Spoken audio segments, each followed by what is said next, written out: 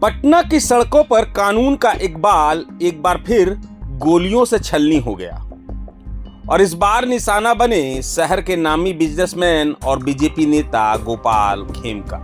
ये वो दिल दहला देने वाला सीसीटीवी फुटेज है जिसने पूरे पटना को सन्न कर दिया है। तारीख 4 जुलाई देर रात, जगह गांधी मैदान इलाके का पॉश पनास होटल के पास का अपार्टमेंट। देखिए कैसे एक युवक नीली शर्ट और काला हेलमेट पहने अपार्टमेंट के बाहर किसी का इंतजार कर रहा है। फोन पर बात करते हुए वो बेहद सामान्य लग रहा है, जैसे किसी को लेने आया हो। थोड़ी देर बाद गोपाल खेमका अपनी कार से वहां पहुंचते हैं।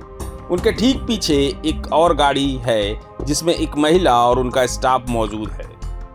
जैसे ही खेमका की कार अपार्टमेंट के गेट पर रुकती है और गार्ड गेट खोलने के लिए आगे बढ़ता है, घात लगाए बैठा वो हेलमेटधारी शूटर बिजली की तेजी से दौड़ता हुआ आता है और बिना एक पल गवाए सीधे गोपाल खेमका पर फायरिंग कर देता है। गोली लगते ही खेमका स्टीयरिंग व्हील पर गिर पड़ते हैं और मौके पर ही उनकी सांसें थम जाती है।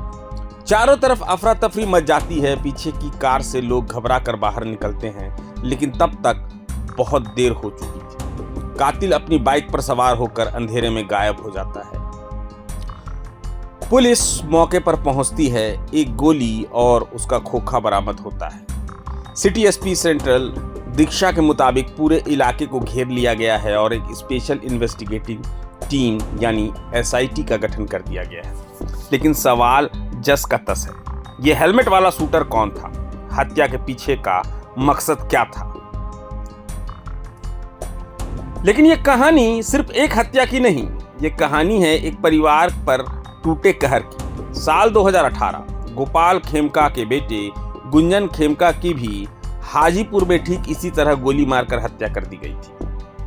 पहले बेटा और अब पिता, एक ही परिवार, हत्या का एक ही पैटर्न। क्या खेमका परिवार किसी गहरी साजिश या पुरानी रंजिश का शिकार हो रहा है?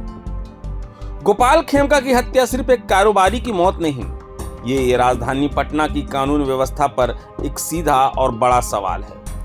अब देखना होगा कि एसआईटी इस दोहरी मर्डर मिस्ट्री की परतें खोल पाती है या नहीं, और इन गोलियों के पीछे छिपा राज कब सामने आता है।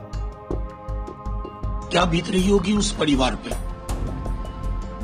खेमका जी के परिवार पे। कल सिवान, फिर देर रात ये घटना होगी।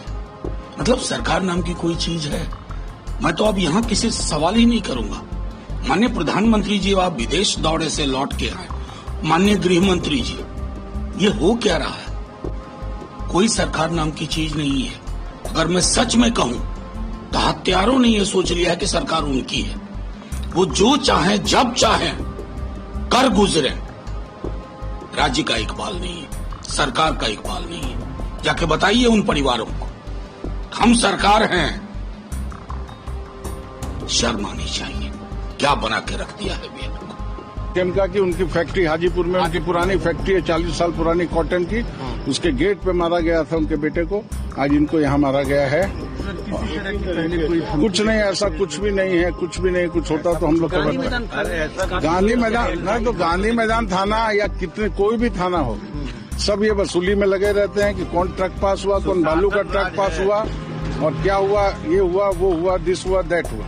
हमारे लिए तो अच्छा, ये लोग जो राजद को या लालू जी के राज को जो जंगल राज कहते हैं, उससे बड़ा जंगल राज अभी ये बिहार सरकार चला रही है। ऑर्गेनाइज क्राइम चला रही है। सब चीज में ब्लैक मार्केटिंग है, सब चीज में लूट है।